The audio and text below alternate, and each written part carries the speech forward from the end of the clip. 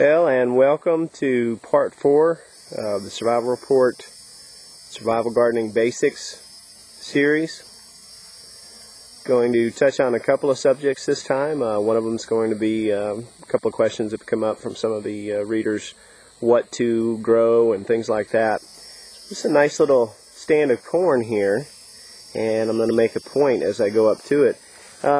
You know, corn is something that a lot of people want to grow and everything else, and you know, from a survival standpoint, it's kind of overrated for a number of factors. Number one, it takes so much water and nutrients and such from the soil, but also consider the fact that if this was just a small stand of beans or you know, potatoes or something like that, we wouldn't have this problem right here with visibility. Okay, what's beyond that cornfield? That corn section right there. What's beyond that? Hard to tell, isn't it? Had a deer down here the other day and couldn't see through this to see the stuff behind there to take the shot at the deer. And I think the deer was maybe being a pest. Of course, you know, we'd never hunt out of season. That would be wrong. But anywho, and too hard to put up. Too much of a rush in the summertime to put up a deer. But just consider this, the fact that this is a nice pretty stand of corn and all that good stuff, but consider the visibility factor. Being able to quote-unquote watch your perimeter and such, if this was on your perimeter. It doesn't happen to be here. But the point being is you can hide a lot of stuff in a stand of corn like that. I don't know if you've realized it yet, but there is a target right in front of us, somewhere in that corn. And again, I did this to bring home the the point about this. Okay, so you're bebopping down here. You know, you know, you're in the paw and you've thought about it more, and you're going, okay, well, I need to go down and check on my corn crop. And you get walking on down here and stuff, and you get a little bit closer, and what is that? Hey, that's the local food scavenger. They're setting you up for a shot.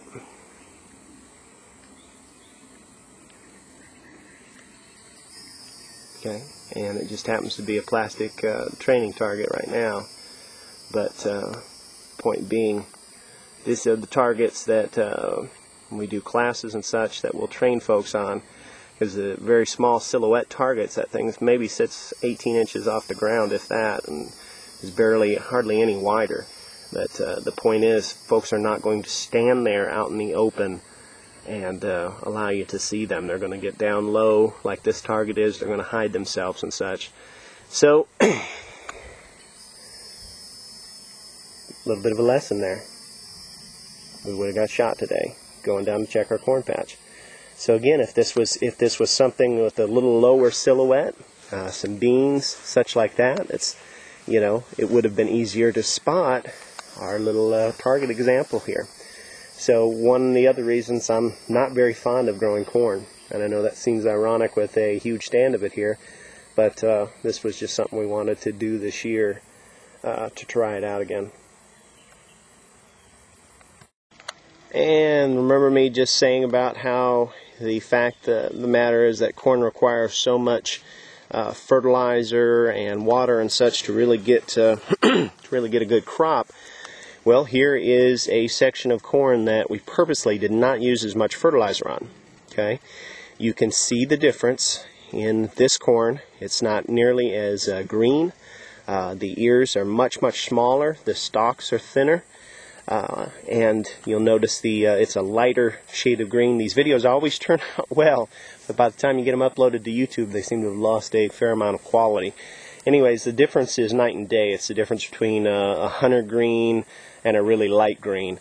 And that shows a big difference in the nitrogen and such. So again, corn is not going to be a good primary survival crop as a vegetable. Now as a grain, you know, dry corn, whole dent corn, if you have nothing else there that you can grow for your grains and such, we've had good luck with wheat here. We've seen it in some of the other videos.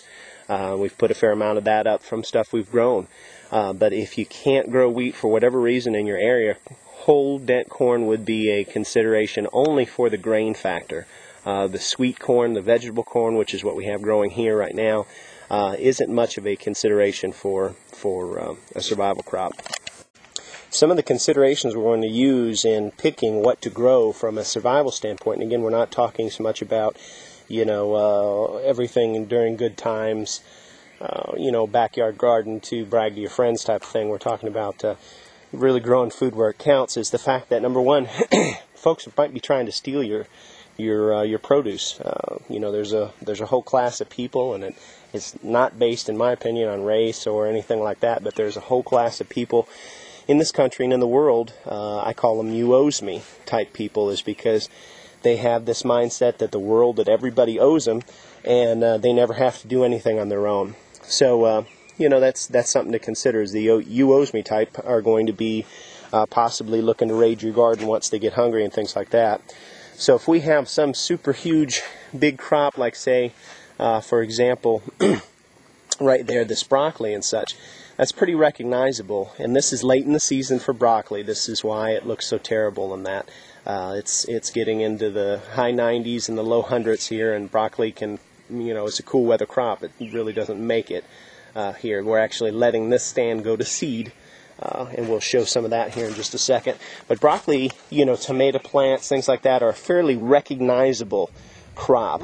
Somebody could see that, that there is in fact a plant fairly used to, what they're seeing at the store that's right here. Now, what about in amongst these weeds here?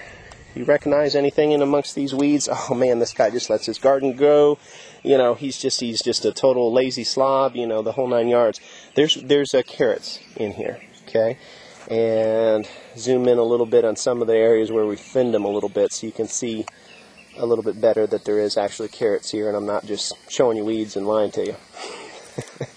But that's a consideration here as well, is especially if you're in an area where it's going to be hard to defend what you have, or if you're trying to do the whole, I'll make it covertly type deal, is you're going to have to rely on a lot of crops like this that you can hide, okay? And a broccoli plant is pretty visible. A broccoli plant is very easy to spot for most people. But you know what? If you see these carrots in and amongst these other weeds that look an awful lot like carrots, how did that happen? The folks might miss it.